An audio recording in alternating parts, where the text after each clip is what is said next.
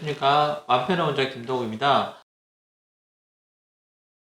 오늘은 지난번에 말씀드렸던 것처럼 수면에 대해서 한 번 더 말씀드리는 시간을 가지도록 하겠습니다. 아마 이제 수면에 대해서 워낙 관심이 많아지는 부분도 있고요. 또 어떻게 보면 현대인이 바쁘고 힘들어질수록 또 수면 관련이 좀 문제가 많이 생긴다고 볼 수도 있습니다. 특히나 요즘 같은 경우에 이 코로나 관련해가지고 우리가 이제 햇빛을 보고 실외 생활보다는 실내 안에 있다 보니까 전반적으로 수면에 대해서 여러 가지 문제들이 생겨서 관심들이 많아지는 것 같습니다. 그래서 좀 이따 말씀드리겠지만 저희가 사실 이제 유튜브에 광고가 있는데 이게 보면 SM 모라고 이제 뭐 수면 관련된 약품이 엄청나게 광고를 하는 거를 제가 보면서 깜짝 놀랐습니다. 그래서 이게 제가 보니까 저도 이제 보고 있으니까 광고를 보면 푹 잤다는 광고를 보면 이 연령별로 다 나오더라고요. 그래서 연세 드신 분들도 젊은 분들 이렇게 나오는데 저도 이렇게 효과가 좀 먹어보고 싶다는 생각이 들어가지고 아마 이런 부분도 조금 더 말씀드릴 수 있는 시간이 마련해 보도록 하겠습니다.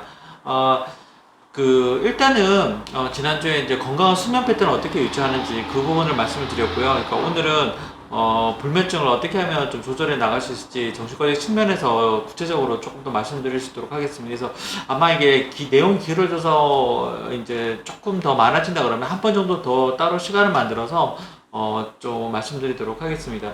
불면증은 잠을 잘 못 잔다는 게 보통은 우리가 보통 11시에서 12시쯤 자는 걸로 되어 있고요. 한 7시에서 8시 사이에 일어나는 걸로 되어 있습니다. 그래서 평균은 6시간에서 8시간 정도 수면이 이루어진다 그러면 상당히 잘 자는 걸로 좀 이해를 하시면 될 것 같고요.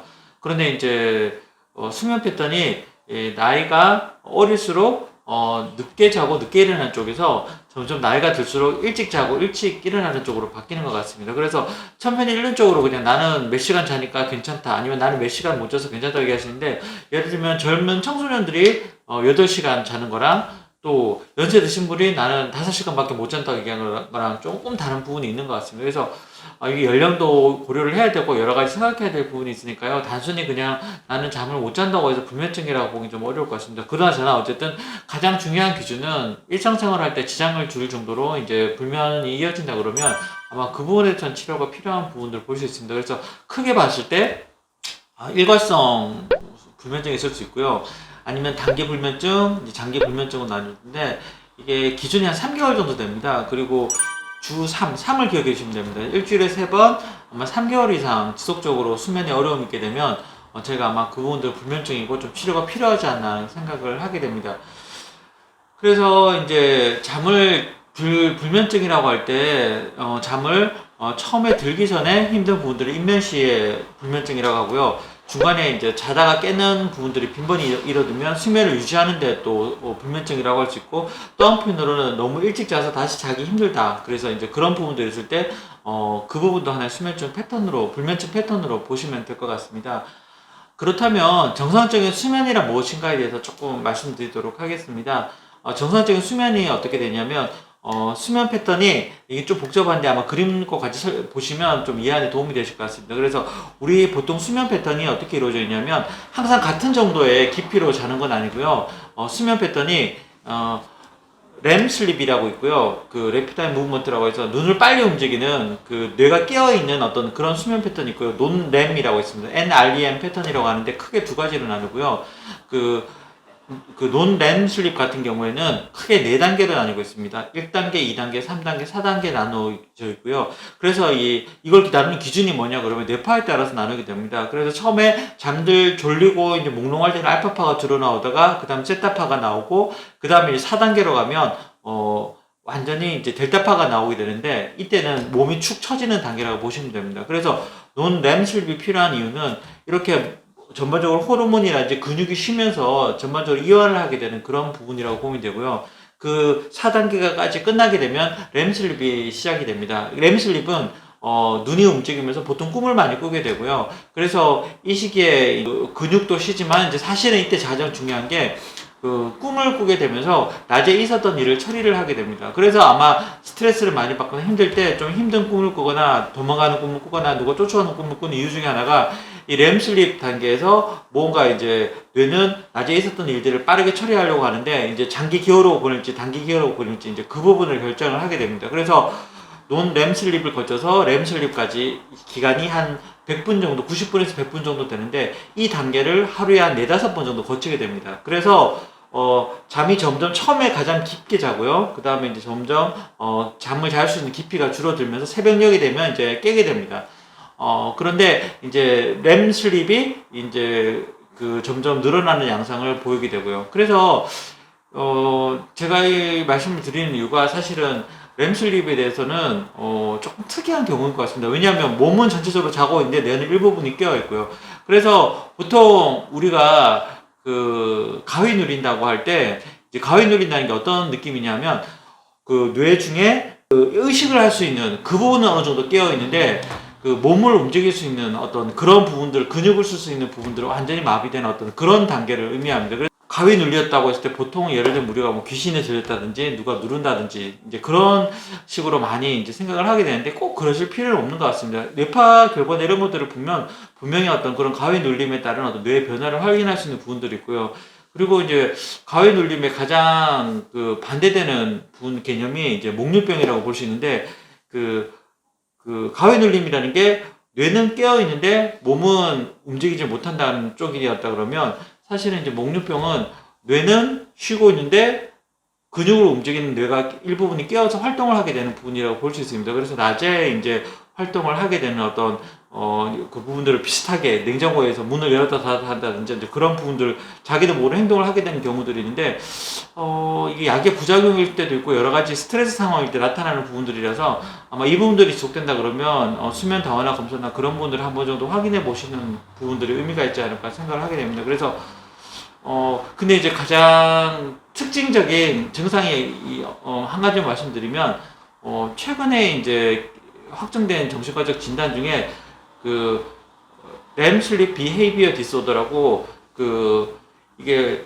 꿈을 꿀 때는 근육에 힘이 빠져서 움직이지 않아야 되는데 영국에 한 사건이 있었는데 이제 꿈을 꾸면서 자기 부인을 이제 죽이게 되는 어떤 그런 사건이 있었습니다. 그래서 이게 과연 가능한가? 그래서 그 사람은 나는 꿈을 꾸면서 누구를 죽이는 꿈을 꿨는데 갑자기 꿈에서 일어나니까 부인이 죽어 있더라고요. 그래서 이게 사실인지 아닌지 여러 가지 논쟁거리가 됐었는데 사실은 이제 하나의 진단 기준으로 인정을 받으면서 그게 현실적으로 가능하다는 부분들이 좀 밝혀졌습니다. 그래서 실제적으로 꿈을 꾸는데 꿈을 기억하고 있고 그 꿈을 꾸는 동안 근육에 힘이 빠지지 않고 실제로 자기 몸을 움직이게 되는 그래서 꿈을 꾸는데 꿈에서 나타나는 그 동작을 실질적으로 하게 되는 어떤 그런 부분들이 가능하기도 합니다. 그래서 이 잠이라는 세계가 정말 단순하진 않고요. 그리고 상당히 심오한 영역이기도 하고 참 알 수 없는 영역이기도 한 것 같습니다. 근데 이제 저희가 이제 좀 말씀드리겠지만 노년층으로 갈수록 불면증이 많아지는 것이 사실인 것 같습니다. 왜냐하면 가장 중요한 팩터 중에 하나가 멜라토닌인데 멜라토닌이 20대에서 40대까지 어느 정도 유지를 하다가 나이가 들면 급격하게 그 양이 감소되는 부분을 볼 수 있습니다. 제가 항상 말씀드렸던 것처럼 뇌를 안정시키려면 세로토닌 호르몬이라는 것이 필요한데요. 그 세로토닌 호르몬이 뇌에서 멜라토닌으로 바뀌게 됩니다. 그래서 낮에 활동할 때는 세로토닌이 필요하고요. 밤에 잘 때는 멜라토닌이 필요해지는데 멜라토닌 분비가 어떻게 되냐면 우리 뇌에 송과선이라는 뇌의 한 부분이 있습니다. 거기에서 이제 눈을 감게 되면 그때부터 이제 밤이 되고 어두워지기 시작하면 멜라토닌이 분비가 돼서 새벽이 되면 가장 많이 분비가 돼서 깊은 잠을 잘 수 있도록 도와주는 부분인데 나이가 들수록 이 부분에 있어서 이제 용량이 분비량이 줄어들게 되면서 수면 패턴을 유지하는 부분이 어려워지는 양상을 띠게 됩니다. 그리고 사실 이제 불면증을 보면 다른 부분들은 남성이 이제 여성과 비슷한 양상을 보이는데 확실히 폐경기로 갈수록 여성에 있어서 불면증의 빈도가 높아지는 부분들을 많이 관찰할 수 있습니다. 그래서 멜라토닌은 줄어들고 또 여성 호르몬 에스트로겐이 줄어들면서 실제적으로 깊은 잠을 잘 수 있도록 하는 부분들이 힘들어지는 것이 오히려 여성분에게 더 빈번하게 나타나는 부분들은 좀 이해를 좀 하실 필요가 있는 것 같습니다. 그래서 이제 이 부분들에 대해서 여러 가지 이제 수면이 있을 때 어떻게 할 것인가, 그리고 불면증이 있을 때 어떻게 할 것인가, 이제 그런 부분들을 많이 연구를 하고 또 발견을 하게 되었습니다. 그래서 이게 너무 많은 여러 가지 건강 식품들이 나오고 있는데 과연 이것들이 어떤 부분들이 있고 실제적으로 불면증 치료에서 어떤 역할을 할 수 있는지 어느 정도 좀 이해할 수 있는 과정들이 있었으면 좋겠는데 제가 봤을 때는 아무래도 너무 많은 정보들이 쏟아져 있어서 홍수 때 오히려 목을 물을 구하기 힘든 것처럼 아마 너무 많은 정보와 이제 그런 것들이 있기 때문에 과연 이걸 어떤 선에서 접근하는 게 좋은지 좀 혼란스러운 부분도 있지 않을까 해서 이번 시간을 마련해 봤습니다. 그래서 저희가 일단은 제가 말씀드렸던 것처럼 불면증과 관련된 부분들 또 수면과 관련된 부분들 그런 양상을 가지고 있고요. 그래서 이 부분들을 어떻게 치료하는지 아마 다음 시간에 말씀드리도록 하겠습니다. 그래서 저희가 다음 시간에는 좀 더 구체적인 내용을 가지고 말씀드릴 테니까요. 좋아요와 구독 꼭 눌러주시고 아마 도움이 되셨으면 좋겠습니다. 이 코로나 때문에 여러 가지 문제로 불면증에 있는 분들이 많이 있을 것 같은데요. 그래도 마음 편하게 잘 주무실 수 있도록 제가 바라겠습니다. 감사합니다.